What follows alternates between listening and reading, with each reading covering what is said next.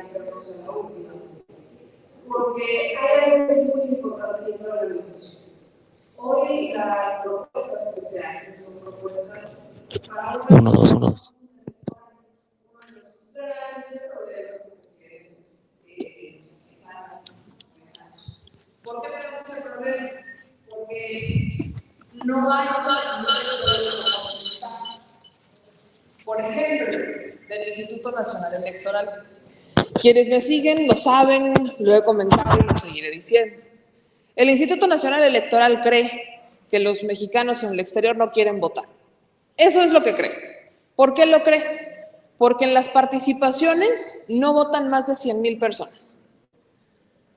En el 2018 votaron 98,000 y un poquito más. En el 2024 fue más o menos el mismo número de votos. Pese a que saben que hay al menos 10 millones y sus familias, lo que da un total de 40 millones de mexicanos solamente en Estados Unidos. Solamente en Estados Unidos. ¿Qué es lo que pasa con el Instituto Nacional Electoral? Se ha gastado el dinero en pagarle a académicos de la UNAM para que vengan a ver cómo va el proceso de credencialización y les pagan unos viáticos bien chulos. ¿Y cómo va la credencialización de los mexicanos en el exterior? Lo que me responden es, ¿cuál credencialización? Vayamos por partes.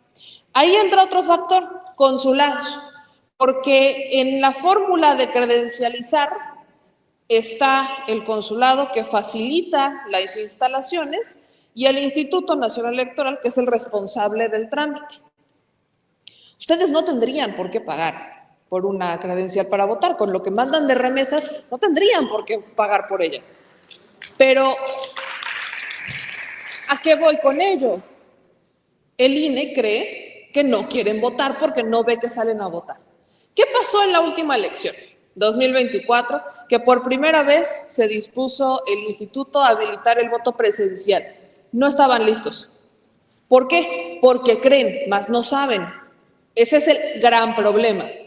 Creen saber, mas no saben. Si realmente supieran, si realmente el dinero que le pagan al académico de la UNAM en ver cómo va la credencialización hubiera rendido frutos, sabría entonces que sí quieren votar, pero que no tienen esa oportunidad. ¿Por qué? Porque el INE también cree que, a diferencia de México, les pide a los mexicanos en el exterior que soliciten su credencial para votar y que después le avisen si quieren votar o no. ¿Para qué? Para que los inscriban en un padrón. En México así no pasa. En México tú vas a tramitar tu credencial de elector y ya estás en el padrón. No tienes que avisar que quieres votar. Gracias a esa fórmula, en México es como se utiliza el total del padrón para determinar el presupuesto de los partidos, pese a que no vota el 100% del padrón. En México te vota un 70% en promedio y siempre se habla de ese otro porcentaje, de ese otro 30% que no sale a votar, que la oposición cree que si no salen a votar es porque están en contra. El punto es que no están ni a favor ni en contra. ¿Qué pasa con los mexicanos en el exterior? Podrán solicitar su credencial para votar, se las podrán dar y aún así no estarán en un padrón, porque el INE necesita que ustedes les avisen. ¿Y qué ha hecho el INE para informarles cómo es el proceso? A través de las redes sociales, creyendo que entre sus 3 jornadas laborales van a estar todo el tiempo actualizando las redes sociales para ver a qué hora les informan sobre cómo votar. Lo mismo creen los consulados, que ustedes tienen todo el tiempo del mundo entre sus 3 o 4 jornadas laborales diarias para estar actualizando las redes sociales y ver a qué hora ya informaron que ya se abrieron las citas. Esos son los problemas que existen en una inmensa mayoría y de una forma muy general, que creen, pero no hacen el trabajo para saber. En México no tenemos un censo real con números actualizados sobre la actividad de los mexicanos en el exterior, en dónde residen y de dónde son, pero sí sabemos las remesas que mandan y a dónde las mandan. y los mexicanos en el exterior mandan remesas a las 32 entidades federativas. Entonces, a eso voy, a la propuesta que hacen. De alguna manera es viable pensar en una sexta circunscripción. No sería la primera vez. En otros países se tienen circunscripciones internacionales. Hablo del caso de Francia, hablo del caso de Italia o incluso el caso de Colombia. Tienen circunscripciones internacionales justamente para las personas que viven en otros países y funcionan de una manera que más o menos funciona como actualmente en México. No quiero ser muy o alargarme mucho, pero creo que es información importante para tener cómo son las experiencias internacionales en materia de estas circunscripciones. En el caso, por ejemplo, de Colombia, se dispone de una circunscripción exterior que permita a los colombianos elegir representantes al Congreso a través de esa circunscripción. Lo mismo pasa en Italia, también en Chile. En Chile, por ejemplo, permite se habilitaron 127 circunscripciones electorales en 65 países. ¿Cuáles son los resultados de esas circunscripciones? Para aterrizarlo a una realidad. En el caso de Francia, se establecieron 11 circunscripciones legislativas que abarcan distintas regiones del mundo. Cada circunscripción abarca varios países, no es uno en particular, y permite a los franceses residentes en esos territorios elegir directamente a sus representantes. ¿Cómo es el proceso de votación? Los ciudadanos pueden votar en persona en las embajadas o en los consulados, por correo, mediante voto electrónico, dependiendo de las disposiciones vigentes en cada elección. ¿A cuántas personas elige Francia teniendo estas 11 circunscripciones? Eligen a 11 diputados, uno por circunscripción. En el caso, por ejemplo, de Colombia, que lo mencionaba inicialmente, Colombia también tiene una circunscripción internacional. Con esa circunscripción, ¿a cuántos representantes elige? A uno. ¿Y qué es lo que garantiza? Pues que tengan este proceso de votación. ¿A qué voy con estos ejemplos? Por ejemplo, el caso de Italia también vale la pena, que también cuenta con su circunscripción exterior, que está dividida en las 4 zonas geográficas, pero permite que se elijan en un total del Parlamento italiano 18 parlamentarios, que son 12 para la Cámara de Diputados y 6 para el Senado. Eso es Italia. Eso es más o menos cuántas personas se eligen. Si se dan cuenta, México, aunque no tiene la circunscripción exterior o la sexta circunscripción, hemos avanzado con lo que se le llama acciones afirmativas. ¿Podríamos hacer la circunscripción? Sí. ¿Qué se necesita? Una reforma constitucional, que para eso aquí están nuestras legisladoras y legisladores.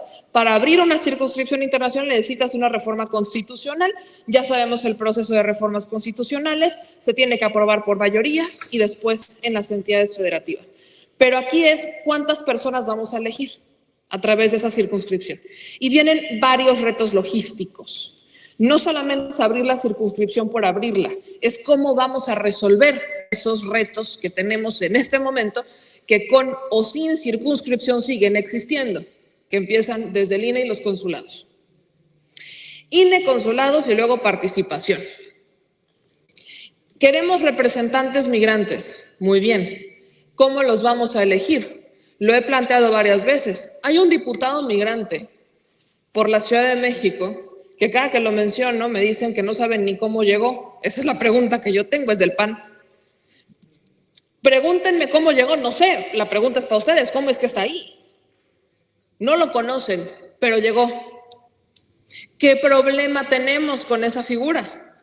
Que existen las acciones afirmativas, pero lamentablemente no existen controles para verificar. Yo agradezco que hoy ya tengamos legisladoras y legisladores que sí son migrantes, pero ¿qué pasa con otra acción afirmativa como la de la comunidad LGBTQI+?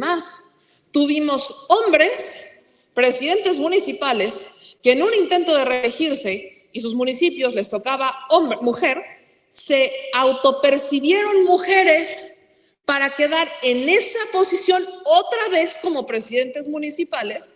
¿Y quién les dijo algo? Nadie, porque el INE no puede decir si efectivamente eres o no. si tú te autopercibes, pues ahí está. Pese a que hay varios lineamientos para verificar si sí te percibes o no. Si una persona se autopercibe mujer, ¿cómo va a hacer campaña? Pues como mujer. ¿Cuáles van a ser sus principales propuestas? Enfocadas en las mujeres, en la comunidad. Si tú estás viendo que hay un hombre que solamente por trámite se autopercibió mujer y no hace campaña, ahí está, INE, ¿qué pasó? ¿Eso está mal? Bueno, ¿qué pasa con los migrantes? ¿Cómo le hacen? ¿Cómo le vamos a hacer? No nada más es hacer las circunscripciones, ¿cómo le vamos a hacer para que ustedes puedan estar allá? Ahora, viene la gran reforma electoral. En este momento hay una primera parte de esa reforma que se encuentra el nepotismo y la reelección. Maravillosas. Jamás habrían llegado de no ser por la 4T. Tan sé que no habrían llegado que veo a panistas y a gente de oposición defender la reelección cuando estuvieron 6 años duro y dale diciendo que AMLO se iba a reelegir y que era un dictador. Nunca pasó. Pero hoy ya defienden la reelección. Vaya ironía. ¿Qué es lo que pasa en este momento? Queremos hablar de una reforma electoral profunda. Tiene que reformar al Instituto Nacional Electoral, tiene que reformar la manera en la que se ejerce el voto de los mexicanos en todos lados, incluyendo sobre todo el exterior. ¿Se van a facilitar los consulados entonces para votar? Perfecto, necesitamos tener un padrón de los mexicanos en el exterior. Necesitamos que se registren, que tengan la credencial de elector, que, corríjanme si me equivoco, pero para lo único que sirve la credencial de elector en Estados Unidos es para votar.